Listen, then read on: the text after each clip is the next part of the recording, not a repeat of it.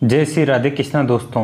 सोमवती अमावस्या की कथा में बताया गया है कि एक साहूकार के 7 बेटे और बस एक बेटी थी। इनके घर अक्सर एक ब्राह्मण भिक्षा मांगने आता था। जब भी साहूकार की बेटी भिक्षा लेकर आती तो वह ब्राह्मण भिक्षा लेने से मना कर देता था और कहता था कि तुम्हारे भाग्य में सौभाग्य नहीं, वेद में लिखा है। यह सुनकर साहूकार की बेटी दुखी हो जाती।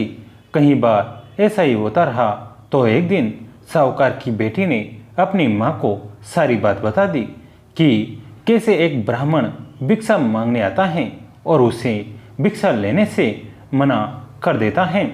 साहूकार की पत्नी ने अपनी बेटी से कहा कि अगली बार जब वह भिक्षुक आए तो मुझे बताना। एक दिन वह भिक्षुक द्वार पर आया। उस समय साहूकार की पत्नी दरवाजे से पीछे छुपकर सब बातें सुनने लगी। वही हुआ जैसा हमेशा होता रहा था।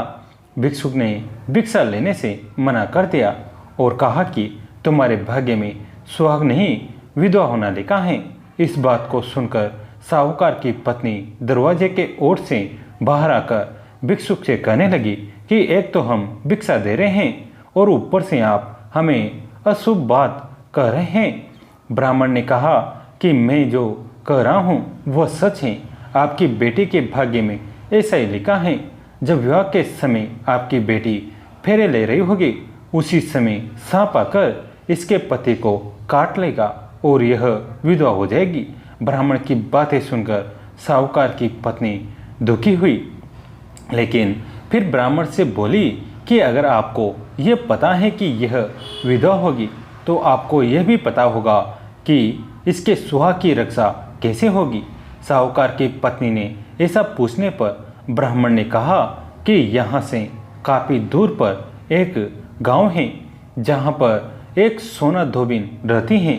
वह हर सोमवती अमावस्या को व्रत रखते हैं। इससे उसका सुहाग अटल है। अगर वह आकर अपना सुहाग अपनी बेटी को देगी तो इसका वेदवे टल सकता है।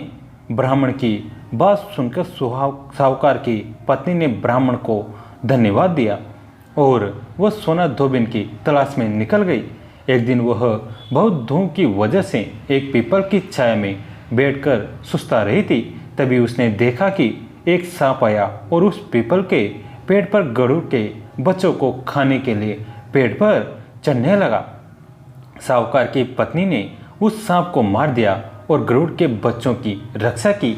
इतने में गरुड़ भी वहां आ गया और देखा कि आसपास खून फैला है। गरुड़ को लगा कि साहूकार की पत्नी ने उसके बच्चों को नुकसान पहुंचाया है, इसलिए गरुड़ ने उस पर हमला कर दिया। लेकिन साहूकार की पत्नी ने उसे रोका और बताया कि उसने तो उसके बच्चों की रक्षा की है। गरुड़ ने जब इस सच को जाना तो उसने कहा कि तुमने मेरे बच्चों की रक्षा की है, इसलिए बताओ कि मैं कैसे तुम्हारी मदद कर सकता हूँ। साहूकारनी ने जब गरुड़ को बताया कि वह सोना धोबिन की तलाश में निकली है, अगर वह उसे वहाँ तक पहुँचा दे तो उसका बहुत उपकार होगा। साहूकारनी को गरुड़ ने सोना धोबिन के गांव पहुँचा दिया। सोना धोबिन के 7 बेटे और बहुएं थी, लेकिन बहुओं में घर के काम को लेकर कहासुनी होती रहती थी।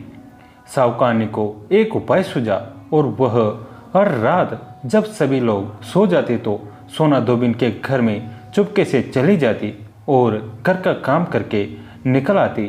कई दिनों तक ऐसा चलता तो एक दिन सोना धोबिन छुपकर बैठ गई और सब कुछ देख लिया। जब साहूकारनी जाने लगी तो धोबी ने उसे पकड़ लिया और पूछा कि तुम कौन हो और यहाँ इस तरह मेरे घर का काम क्यों करके चली जाती हो। साहूकारनी ने कहा कि मैं सब बता दूंगी, लेकिन पहले वचन दो कि सब सच जानने के बाद तुम मेरी मदद करोगी।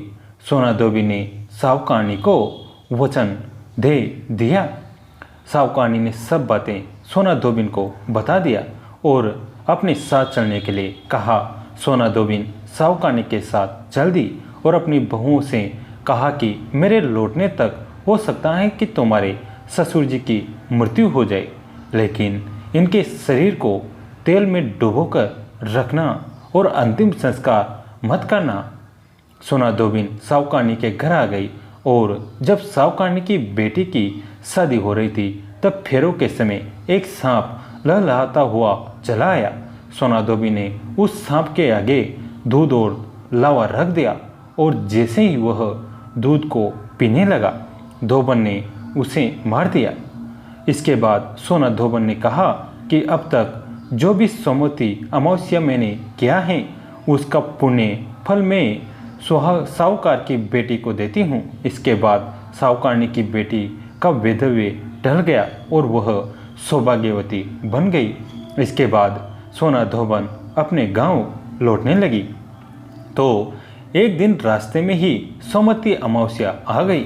धोबन ने इस दिन व्रत रखा और पीपल की पूजा की, कथा का पाठ किया। इसी बीच सोना धोबन के पति की मृत्यु हो गई। जब वह घर लौटी तो उसने अपने रास्ते में किए हुए सोमवती अमावस्या का पुण्य अपने पति को दे दिया। इससे उसका मरा हुआ पति फिर से जीवित हो उठा।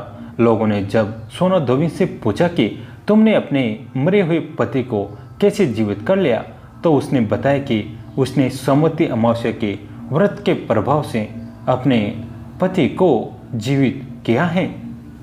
सोमवती अमावस्या पर वट सावित्री व्रत। इन शुभ संयोगों के बीच इस साल सोमवती अमावस्या का होना सुहागन महिलाओं के लिए बहुत ही खास है। इस दिन पीपल और वट की पूजा करना बहुत ही पुण्यदायक होना है। जल में दूध, अक्षत, चीनी, फूल और शहद मिलाकर वट वृक्ष के दोनों अत्यंत ही शुभ फलदायक माना गया है। सुहागनों को इससे सौभाग्य की प्राप्ति होगी और पारिवारिक जीवन में चल रही उलझनों और दूरियों में कमी आएगी और आपसी प्रेम बढ़ेगा। दोस्तों, कैसी लगी ये कथा? दोस्तों, इस कथा को अपने दोस्तों के साथ, फैमिली के साथ शेयर जरूर करें। दोस्तों, अगर आपको अच्छी लगी है तो इस पर कमेंट जरूर करके बताएं कि आपको ये कहानी कैसी लगी और इस पर कौन सा पार्ट आपको सही लगा।